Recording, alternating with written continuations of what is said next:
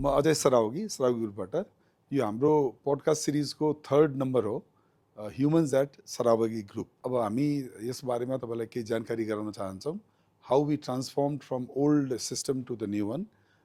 म मेरो छोरा चिरागलाई यसमा अरू कुरा भन्न रिक्वेस्ट गर्दछु। सो चिराग, हामीले त हाम्रो जमानामा धेरै दुःख पाएर काम गऱ्यौँ। न पहिला कम्प्युटर थियो न के, हामी सबै कुरा हातले लेखेरै काम गर्थ्यौँ। एकाउन्टेन्ट थियो, बिहानदेखि बेलुकासम्म लेखिरहेको हुन्थ्यो। 1 रुपियाँको पनि यदि ब्यालेन्स सिटमा फरक पर्ने दिनभरि उसलाई त्यसैमा लाग्थ्यो। पार्टीहरूको हिसाब मिलाउन पनि गाह्रो थियो।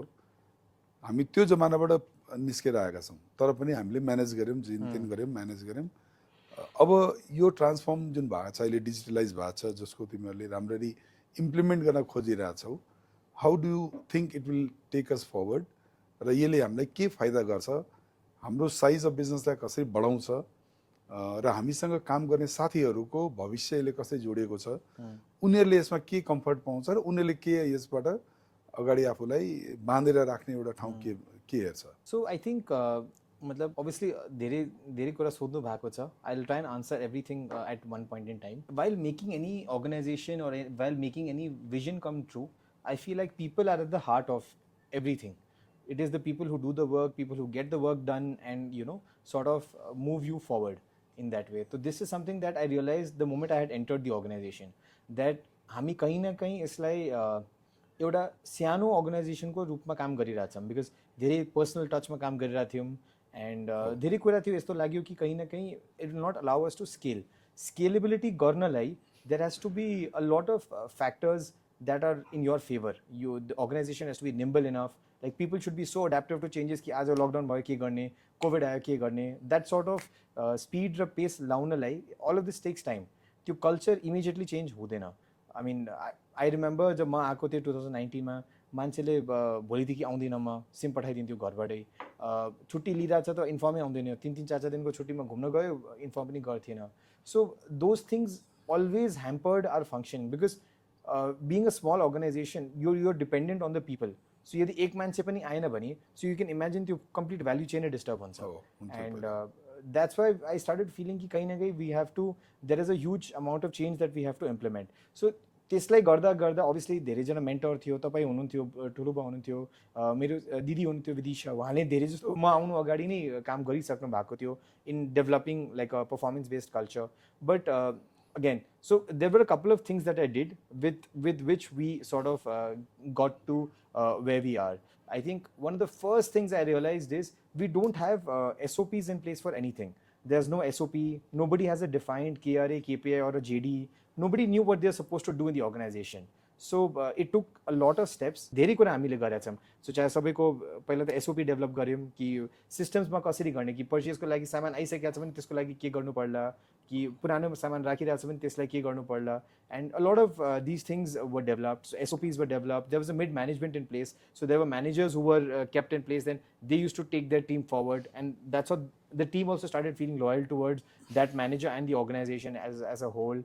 त्यो बाहेक फेरि स्लोली पहिला जस्तो म्यानेजमेन्टले नै सबै कुरा गर्थ्यो, अब slowly we have a senior management in place also, जहाँ हेड्स अफ डिपार्टमेन्ट हुनुहुन्छ। So every department has a head who is taking care of the day to day functioning. So we are not involve on day to day functioning, but obviously guiding the whole company, we are there. So I think these couple of things have really helped us change in a way that now if any MNC wants to come and invest with us, or we want to go into like a threefold structure, मतलब जहाँ हामीले revenues बढाउनु छ, कुनै यस्तो राम्रो opportunity आइरहेछ भने we can immediately do it.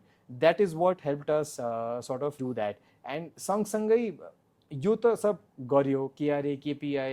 So obviously when I came in, अलिकति हायरिङ कस्ट बढेको थियो हाम्रो, अलिकति एडमिन कस्ट बढेको थियो, स्टाफमाथि खर्च बढेको थियो, तर slowly we started obviously increase गरेर फेरि त्यसलाई ऱ्यासनलाइज गर्न थाल्यौँ कि कहाँ कामको लाग्ने छ, कहाँ काम लाग्दो छैन। ट्रान्सपेरेन्सी धेरै जस्तो इम्प्लिमेन्ट गऱ्यौँ। पहिला जस्तो एउटा सेल्सको केटा मतलब बाहिर गएर आउँथ्यो हेडक्वार्टरबाट, एन्ड देन उसको रिइम्बर्समेन्टलाई नि 3 महिना लाग्दिन्थ्यो। अब विदिन सेम विक प्रोसेस हुन्छ उसको reimbursement, even if is on the field उसको रिइम्बर्समेन्ट प्रोसेस भइरहेको छ। So this couple of things really help people understand and be motivated about whatever they are doing today. ठिक छ, यो त राम्रो छ, यो मैले पनि मानिरहेको छु, यो कुरा राम्रो भएको छ र यो तरिकाले नै हामी अगाडि बढ्ने प्रयासमा पनि छौँ। हाम्रो बेलामा पहिला HR भनेको केही पनि हुने थिएन। जो पनि मान्छे आयो, ल सर यो त फलानाको मान्छे हो, उसको साथी हो, उसको भाइको छोरा हो, हामी त्यही कुरा उसको अनुहार हेरेर लेखिदिन्थ्यौँ। अकाउन्टेन्ट हाम्रो एचआर थियो, स्यालेरी दिने मान्छे। हो, हामीले कहिले पनि हेरेनौँ कि त्यो मान्छेले यो काम गर्न सक्छ कि सक्दैन, यो कामको लागि फिट छ कि त्यो पनि हेरेन। तर त्यो मान्छे कहिलेकाहीँ गरे पनि हाल्थ्यो, कहिलेकाहीँ नगर्ने पनि खालको हुन्थ्यो। सो त्यहाँबाट ट्रान्सफर्म भएर यहाँ आएको नराम्रो होइन, इट्स रियली गुड। त्यसलाई त म राम्रै मान्छु। तर आई फिल यो गर्दा गर्दै कहीँ न कहीँ the organisation loses its soul. When you say the soul मतलब मान्छेमा अपनापन हुनु पर्यो। There is an ownership that they feel towards the organisation, that is the core of everything else. त्यो डिट्याचमेन्ट हुन थाल्यो भने मान्छे will never feel like they are doing something for themself, they will only start feeling like they are doing for somebody else. So त्यो मात्रै 10 to 6 रहन्छ। त्यसपछि they will not answer call, be available when they need to, कामको load लिन सक्दैन। So I think यसमा हामीले एउटा कुरा के ड्राइभ गरिरहेको छौँ भने एउटा जुन हाम्रो भिजन छ नि, जुन यो फुड इन्डस्ट्रीलाई हामी चेन्ज गरिरहेछौँ, अनि त्यो सँगसँगै एउटा जुन ब्रान्ड हामीले डेभलप गरेका छौँ नि, सो कस्टमरले पनि सोध्छ, भन्छ, सप्लायर्सले आउँछ, त्यो द्याट काइन्ड अफ एक्सपोजर जब एउटा इम्प्लोइले पाइरहेछ, that's when they feel associated with the vision. And भिजनसँग एक भइसकेपछि भले छोड्ला जाला, तर एटलिस्ट त्यो तपाईँको केही न केही एलिमेन्ट उसको भित्र रहन्छ, चाहे not cheating a customer. So when they go to other companies also, they will never want to do anything wrong practices. So that is something that really remains with them, and that is what drives them also to sort of, अब अहिले आजको दिनमा month and आउँछ, त month एन्डमा मान्छेलाई आफै लाग्छ म टार्गेट आफ्नो अचिभ गरौँ, त्यो एउटा पर्फर्मेन्स कल्चर ड्राइभ गरेका छौँ. तर यो सँगसँगै भ्याल्युज पनि राखेका छौँ कि काम गर्नुपर्ने हो, कसरी गर्नुपर्ने हो. अब यो 4 दिनको जुन जेन्जीको प्रोटेस्ट भयो, त्यसमा तुरन्तै हाम्रो टिमले भन्न थाल्यो, so let's start the deliveries, because they also started feeling the customers needed. That is the kind of ownership that I want to drive in my team, where we are not the ones telling them or doing it, they are the ones who are guiding us कि sir we should do this, and त्यो धेरै राम्रो. that's how मतलब cultures or organizations are built. तर अहिलेको जेनेरेसनमा एउटा impatient भएर काम गर्ने पनि छ कि पहिलाको मान्छेहरू अलिक पेसेन्ट थिए, ल जे भए पनि गाली पनि गर्यो भने ल ठिकै छ नि, सरले गाली भयो भने राम्रैको लागि गर्नुभयो होला. अहिलेको जेनेरेसनमा त्यो पेसेन्स चाहिँ कम छ, त्यो ब्रेकअप हुँदै गइरहेछ. त उनीहरूले अब आफ्नै तरिका सोच्छ, यहाँ भएन अर्को ठाउँमा गरौँला या विदेश जाउँला भनेर जुन एउटा सिस्टम डेभलप भइसकेको छ, त्यसले पनि मान्छेलाई यताउता बरालिरहेछ. तर ह्याभिङ सेड द्याट, अब all over the world anti immigration movement पनि आइरहेछ सँगसँगै. त अब आफ्नै देशभन्दा सेफ्टी अरू कुनै पनि देश हुनेवाला छैन आउने दिनहरूमा. यो पनि एउटा राम्रो मेसेज जाँदैछ बिस्तारै चारैतिर. आई गेस कि अब साथीहरू यहीँ स्टे ब्याक गर्छन्. सो यो जुन तपाईँले कुरा गर्नुभयो, आजको दिनमा जुन नयाँ जेनेरेसनलाई कहीँ न कहीँ म्यानेज गर्ने, मोटिभेट गर्ने, त्यसको लागि we have to be on our toes. And we have to be 2 steps ahead of them in terms of what is happening with them, what are other people thinking, how are they doing, what do they want to do in life.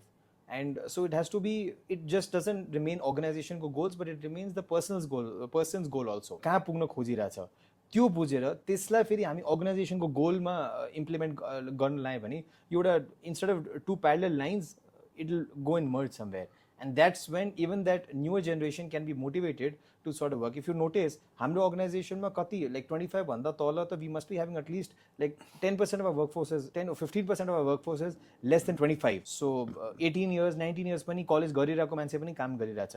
तर उनीहरूलाई पनि हामीले कसरी motivate गरेर विभिन्न खालको हामी training and development programme गरिरहेछौँ. Our HR has this year implemented every month department wise they are implementing a training program.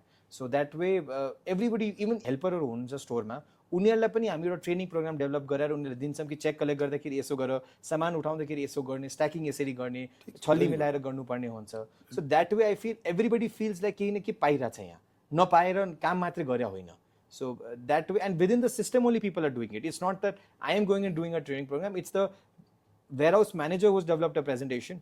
Krishna Bhaner, I'm the warehouse manager. He has come in, he has done the presentations, he is doing the training programs every quarterly. So I think that way people really feel motivated that एक अर्कासँगै हामीले जोडेर यो यसलाई अरू अगाडि बढिरहेछौँ अनि राम्रो गर्न सकेका छौँ. एन्ड अभियसली यो जुन हामीले एउटा अफिस बनाएको छ, मान्छेलाई लाग्छ धेरै फ्यान्सी छ, तर फ्यान्सी भन्दा पनि I feel like when you're giving at least 10 hours of your day to one place, you should enjoy what you're doing. So this amphitheater that we're in, यहाँ ट्रेनिङ प्रोग्राम्स हुन्छ, movie nights हुन्छ मन्थमा कहिले कहिले. So that way people really feel one with the organization, right? So I think work life balance जुन हुन्छ त्यो maintain गर्न हामी ट्राई गर्छौँ अहिले सक्दो, मतलब even if not a lot pressure छ हामी कहाँ डेफिनेटली. बिना प्रेसरको I never tell anybody that हामी काम चल्न सक्छौँ, बिकज हामी खुद्रा इन्डस्ट्रीमा छौँ, we are here to serve the food industry. So with that how do you sort of keep a human factor and sort of drive the organisation, त्यसमा हामी त्यतातिर लागिरहेछौँ. ठिक छ, यो एकदम राइट डाइरेक्सनमा छौँ हामीहरू. र अहिलेको अवस्थाले पनि यही देखाउँछ कि we should keep a work life balance. अब हामीले कुनै गेम्सहरू छ गेम्सहरू पनि इन्ट्रोड्युस गर्न सक्छौँ साथीहरूलाई गरिरहेछौँ कि 6 बजेपछि उनीहरू केही खेलेर जाओस् भनेर मेन्टल प्रेसर कम गरिदियोस् सो दोज आर थिङ राम्रो कुराहरू होइन पहिलाको धेरै कुराहरू मान्छे बाहिर गएर गर्थे अहिले विदिन द अफिस पनि गर्न थाले धेरै अफिस हामी हेर्छौँ उनीहरूले जिम पनि बनाएको छन् सानसाना जिमहरू वर्कआउट गर्नलाई क्यारम बोर्ड खेल्नलाई चेस खेल्नलाई पनि राखिरहेछ सो यो कुराहरू राम्रा छन् यसमा गर्नलाई कुनै नराम्रो प्रब्लम होइन we should do it with this हामी यो हाम्रो थर्ड पोडकास्टको कन्क्लुजनमा आएका छौँ धन्यवाद